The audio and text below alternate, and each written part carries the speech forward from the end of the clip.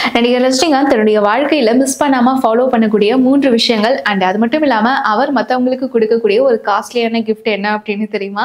Throwback தர்ஸ்டேல பார்க்கலாம். தன்னை யார் மீட் பண்ண வந்தாலும் சரி, அவங்க நல்லா புக் படிப்பாங்க, அதுல இன்ட்ரெஸ்ட் இருக்கு அப்படிங்கிற ஒரு விஷயத்த வந்து தெரிஞ்சுக்கிட்டாரு அப்படின்னா, ரஜினிகாந்த் அவங்களுக்கு கொடுக்கக்கூடிய புக் என்ன அப்படின்னு சொல்லி பார்த்தோம்னா, மாஸ்டர்ஸ் ஆஃப் ஹிமாலயன்ஸ் அப்படிங்கிற ஒரு புக்கு தான். ஸோ இந்த ஒரு புத்தகம் தன்னுடைய சைட்ல இருந்து அவங்களுக்கு கொடுக்கக்கூடிய ஒரு காஸ்ட்லியான கிஃப்ட் அப்படின்னு சொல்லிட்டு ரஜினிகாந்த் நினைக்கிறாரு. அதே மாதிரி அவர் எப்பயுமே வந்து கழுத்துல ருத்ராட்சம், கையில செம்பு காப்பு இது மட்டும் தான் வந்து போட்டிருப்பாரு. நகைகள் அணியறதுல பெருசா விருப்பம் கிடையாது.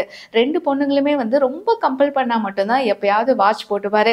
இன்னைக்கு நடிகர் ரஜினிகாந்தோடைய 75வது பிறந்தநாள். ஸோ இந்த வயசுலயும் அவருடைய சுறுசுறுப்புக்கு என்ன காரணம் தெரியுமா? டெய்லியும் வாக்கிங் போறது, தவறாம யோகா பண்றது. இது மட்டும் இல்லாம ஒவ்வொரு வருஷமும் வந்து இமயமலைக்கும் பயணப்படுவாரு. ஸோ இந்த ஒரு விஷயங்கள் தான் தன்னை இந்த வயசுலயும் என்கேஜா வச்சிருக்கு அப்படின்னு எப்பயுமே சொல்லுவாரு. ஸோ அவருடைய பிறந்த நாளுக்கு உங்களுடைய வாழ்த்துக்களை கமெண்ட்ல எங்க கூட ஷேர் பண்ணுங்க.